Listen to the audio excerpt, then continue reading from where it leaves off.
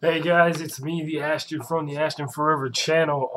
I have been offline for like 2 or 3 days, a little bit.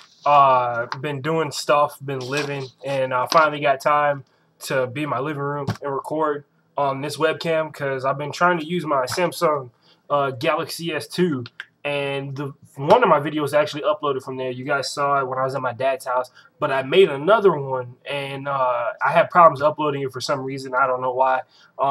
But it had my retaliation for one particular YouTuber, Nick. You know who you are.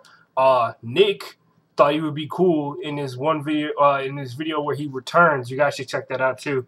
Where he returns, and he thought he'd make fun of probably, you know what? Not even probably. He is my favorite fighter in all of like fighting in general. Right next to Arturo Gatti. Definitely GSP is my favorite fighter in MMA right now, and Arturo Gatti was a boxer, but he's my favorite fighter overall. GSP from Canada, he's facing Carlos Condit in his return pay-per-view fight. If you guys didn't know, at first, GSP's left knee, I believe, was the first injury. His left knee was messed up, and then while he thought he could train through it like many athletes do. He trained through the pain, and then he messed up his right knee trying to overcompensate for the weakness of the left knee. Messed up both of his knees and messed up both of his knees. He's been in rehab for like the longest. They've been releasing videos of what he's been doing, and it is utterly ridiculous. He's been training. There's like one exercise where he's on a slide board that's on top of a ball, and they're like throwing a ball back at him. He has to catch it and throw it back on one foot. On one foot. He's beasting right now. I fully expect him to be Carlos Condit, even though Carlos Condit is a very, very, very good fighter. I love the way that he picked apart Nick Diaz. It showed that everybody knows you can't out-crazy a Diaz, but Condit outsmart a Diaz. On and off of that, going into my life, first of all, I have chosen the costume I'm going to wear in Austin, and I'm going to be dressed up as Bane. Yup. It's a good goal because it's gonna be a fitness one because I need to get my arms a little bit bigger. Get my arms to be bigger so I have that intimidating sense of strength like Bane does. Gonna have to slim down a little bit, so it's a good target to aim for. It's gonna be really cool when the costume comes together. I still don't know how I'm gonna do the mask, but when I find out, I will tell you guys. Will be the first to know. Right now, as of like yesterday, I went to go watch The Hunger Games again with one of my friends. So, I've read the first book, haven't read the other two. So, you know what I did? Used my Galaxy S2, and I bought Catching Fire on my book, on my ebooks for like $6. And in the course of, let's see, 2 hours, I've read 140 pages of that book out of the 403 on the online book, and I'm still reading. I was like eating and reading, and like I've turned off every television in here because I'm trying to focus on this book because it is really good, guys. If you haven't read it, and if you have, good for you. If you haven't, you definitely should check it out before the next movie comes out. They already released the cast, so I know they're probably already started filming or they're going to start soon. In sports, Manchester United lost today. It is so crazy. I was sitting there, I watched like the second half of the game, and I was looking at the score, and I was like, oh, Everton's only up by 1-0. Man, you can definitely come back from that. And they never did. And it was crazy. Van Persie was on the field. Rooney was on the field. I think JP was on the field. They had, the usual starters out there and everything, and they just couldn't score. And it was ridiculous. And Fellaini from Everton, he's a really good player. I've seen him play before. I have a lot of respect for that guy. I'm surprised he hasn't been picked up by a big major EPL team. And he probably will now because he was the scoring goal, the winning goal for defeating Man U. They've only beaten them 3 times in their history, now 4 times at their home stadium. And that was really cool to watch. It was also really awesome to watch the Texans whoop up on the 49ers. It was amazing. It was a preseason game, but I saw one thing that I really liked throughout the entire team.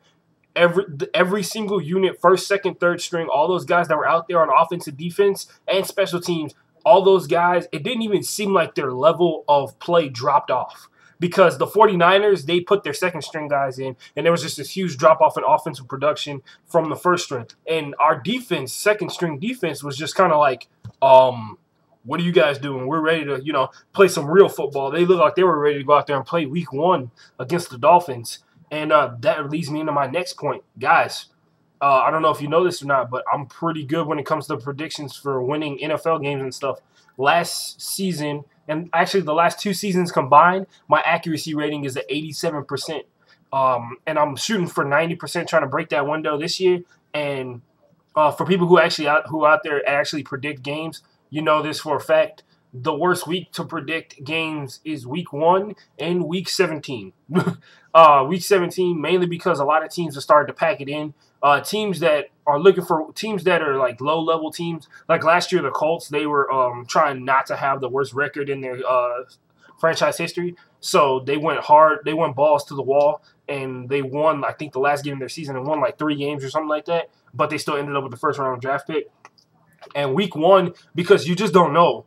A lot of rosters are moving around. Terrell Owens plays for the Seahawks now. A lot of guys have joined new teams. A lot of quarterbacks have been changed. A lot of injuries have happened. Vincent Brown for the Chargers and a couple of other Charger players have been just knocked out in the preseason. And it's just like the Chargers seem to be bringing up this legacy of just constantly having problems. And so, yeah, I mean, it's week 1. Nobody knows what's going to happen. I do know one thing that is going to happen. The Texans are going to beat the crap out of the Miami Dolphins. They, if Ryan Tannehill is starting, which I'm pretty sure I heard that he is, they probably should have started Matt Moore. He's the better quarterback. I'm not going to even comment on Ryan Tannehill. He went to Texas A&M, and I've seen that dude play a bunch of times. And I'm not the best scout in the world, but I do know the difference. I do know which player is better in comparison, and I'm typically right. Like I was right about Kevin Cobb. I was right about John Skelton and all those guys. And it's just whatever. And I'm posting another video where I say the predictions for those games and explain why. Movies I saw The Expendables 2 this weekend. It was like the greatest. It was like one of the best action movies I've ever seen in my entire life, mainly because they refer to every great action movie that I've ever seen in my entire life. If you go and watch that movie, you will see what I'm talking about. It is like like you'll find yourself like they'll be blowing something up like a gigantic building or plane or killing like hundreds of guys, and then all of a sudden they just reference the Terminator, or they reference they reference Live Free or Die Hard because Bruce Willis is in that movie and it's awesome. Rob Van Dam, there's a scene where a lot of crazy stuff happens. It's always cool when Rob Van Dam is on camera and all those guys are working together. It was crazy. I would have liked the teams to be more even, but the cool part is that of all the Chuck Norris jokes I've ever heard, the funniest by far was the one that was delivered by Chuck Norris in the movie. Tell me what you guys think. I'm gonna leave my social media information in the description page over here. You guys leave comments down there, and that's all, folks.